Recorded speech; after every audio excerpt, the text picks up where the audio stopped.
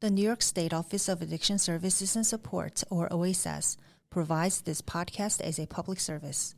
Thoughts and opinions expressed do not necessarily represent or reflect those of the agency or state. This is Addiction, the Next Step. Jerry Gretzinger here with this episode of Addiction, the Next Step, podcast brought to you by the New York State Office of Addiction Services and Supports. Thanks for being here with us. And every episode we bring to you is about the services available that are through OASAS or the folks who say they've been in recovery for years thanks to certain supports and programs. All of that, though, has something very important in common: the amazing people who make OASAS and all the addiction workforce tick. Our guest today is just one of those terrific people, one true veteran of more than 2 decades, Arlene Arzadon. She's dedicated her career to helping those struggling with addiction at OASAS. That's over 20 years of experience, so many lives touched. She's currently a nurse for us at the Bronx Addiction Treatment Center. And Arlene, thank you so much for joining us on the podcast today.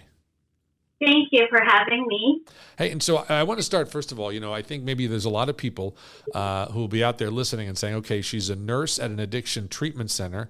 What does a nurse at an addiction treatment center do? So let's start there.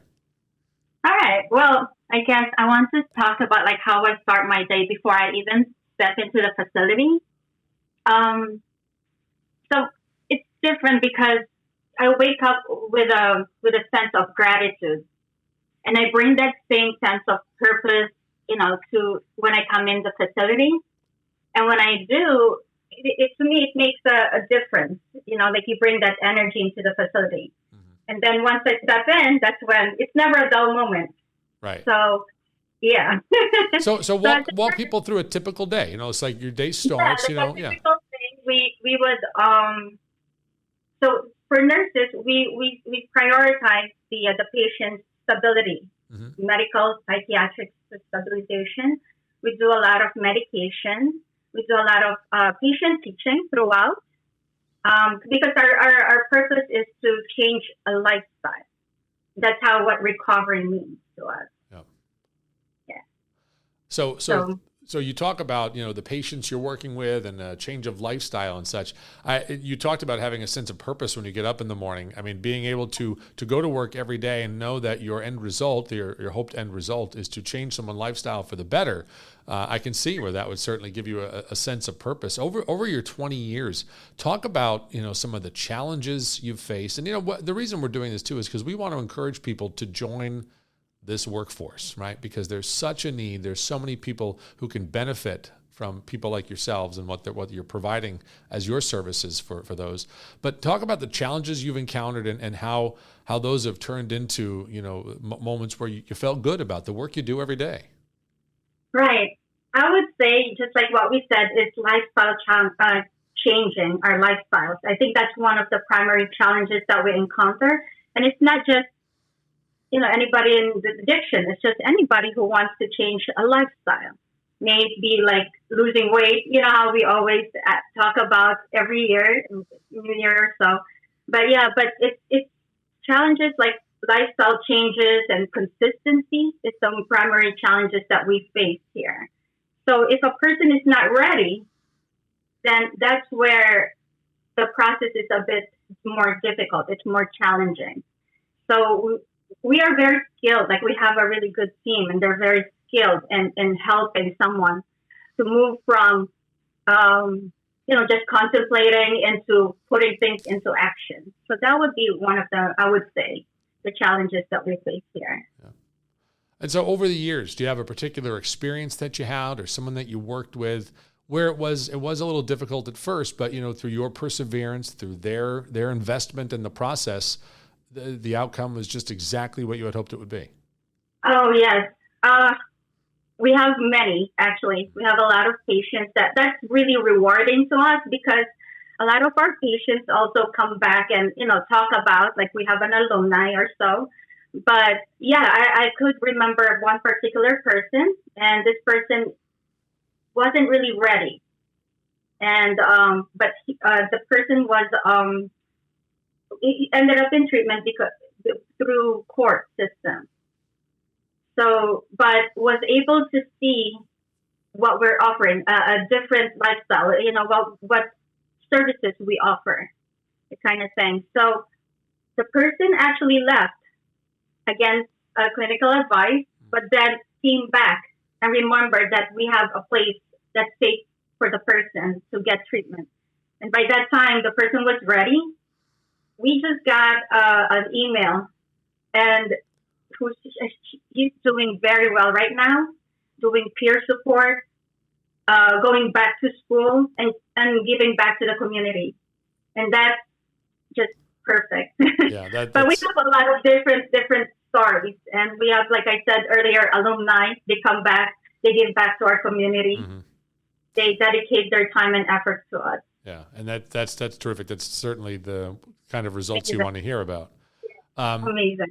talk to us too. We talked about how you've been doing this for 20 years, and thank you and congratulations on that. That's a great career milestone to be at. But so, what was your background that brought you to being a nurse with OASAS at the Bronx ATC? Okay. I think in general, just becoming a nurse. Well, I came from a long line of family who work in health field, and that's why I've always been passionate to helping other people. I hear it in my family. So growing up, but then why specifically addiction? Why specifically psychiatry? Mental health.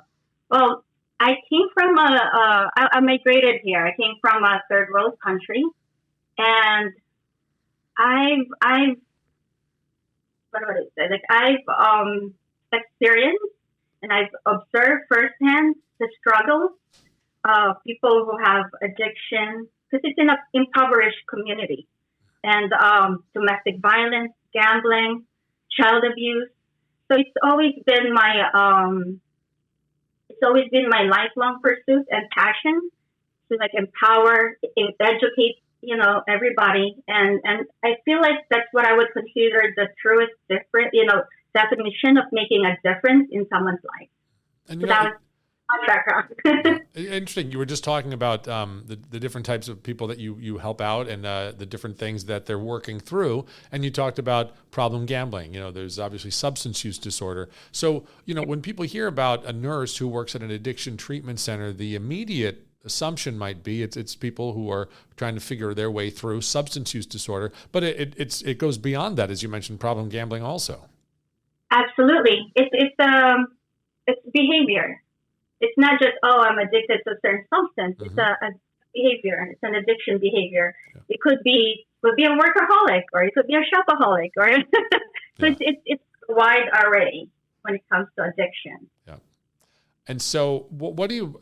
We talked too about how many challenges there are to people going out and seeking or receiving treatment, right? And I know you're aware of this as much as we are, and hopefully that we're raising the awareness in the communities, is that, a lack of understanding sometimes as to the services that are being provided or the impact of those services can be integral to whether or not someone seeks services and can benefit from them. You experience that as well, right? Absolutely, yes. I would say I would put out the word stigma, wherein a lot of people, I think there's a misconception of what addiction is, or what addiction treatment is. So that sometimes hinders people from coming to treatment. That also hinders the support that we get from community or so. Family and stuff, yeah. Talk about that. Hinders the support you get from communities. Right. Because if it's not well supported by the community, that's there's a stigma, there's a negative connotation to you're going for mental health, or you're going for addiction treatment, and and if the community doesn't support it, then the person would feel maybe guilt or shame, or so that would hinder the person from coming to treatment. Yeah. And, I know that's something that we see around the state. I know you work in the Bronx, in the Bronx ATC, but around the state, we see that same sort of, struggle to get this kind of support that sometimes these locations really need and deserve and should be getting because of the work that's happening within those walls, right? These are people who are saying, hey, you know what, I want to get some assistance. I want to seek treatment to come on the other side of this and make a change. And it's unfortunate when we do see, communities not quite understand that and have concern or, whatever it might be. But again, that's one of the reasons we do this, right? We're talking about it because we want to increase understanding. So, when you have someone come to you and say, hey, I'm worried about having you here. I'm worried about, saying that I support this. How do you respond to them as a nurse who's done this for 20 years, knowing the work that goes on? What do you say to them? Well, I think that I could really start assessing what's the worry? What's worrying the person? Because from there, that's where I could address what their worries are. May it be education, may it be, misconception or so, or maybe other fears that they may have. Because worry is connected to a fear. So now if the person has more understanding of it, more education, then from there, we could work with a person. Yeah. That's where I would say. Yeah, understanding is key, obviously, and the misunderstanding sometimes is where things kind of get, mucked up, if you will.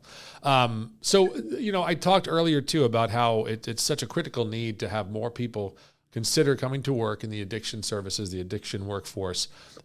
If someone is out there right now and is a nurse or is, in the process of getting their degree and they're not quite sure where they want to go with it, what would you say to them to encourage them to consider a line of work like you are in? Like, what is it about it that you find most rewarding that you think someone else might hear and say, you know what, that's where I want to be. That's what I want to do.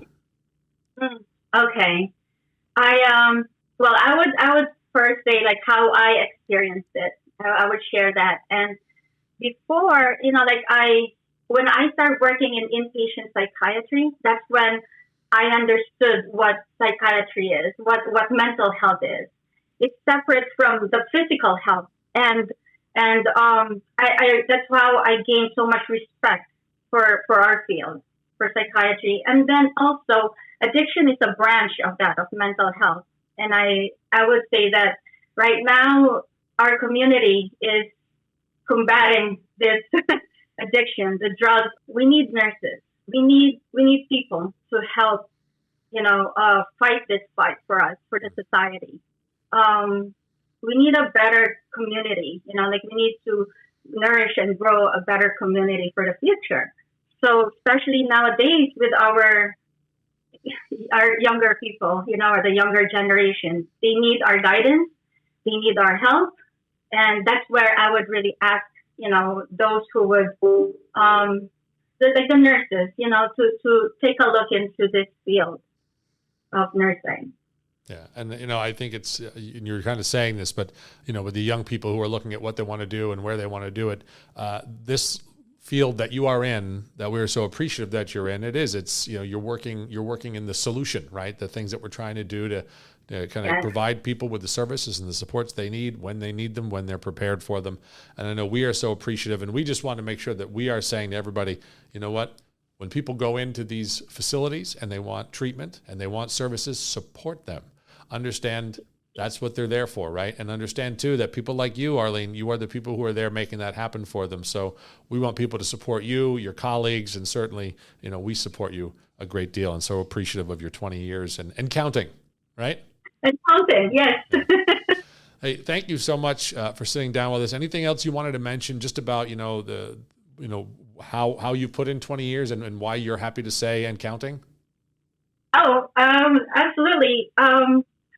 I feel rewarded with this, with what I do, and I'm really grateful that I have this opportunity to do so here at OASAS, at Bronx ATC specifically. Yeah, and I'm really grateful for that, and I'm grateful for podcasts and what you do as well, so we could reach out to our community. We use the social media. And I would love to support that as well. Yeah, well, we're very glad that you sat down and talked with us about this today. And yeah, you know what? You're making a difference. And anybody who wants to do that with their career, this is a great way to do it. Arlene, thank you so much for sitting down with us today again, and maybe we'll have you back sometime to kind of give people another update on how things are and encourage them once again to join your ranks. Everybody, thanks so much for joining us for this edition of this episode of Addiction: The Next Step. I'm Jerry Gretzinger, your host, and thanks for checking us out. We'll look forward to chatting with you again soon.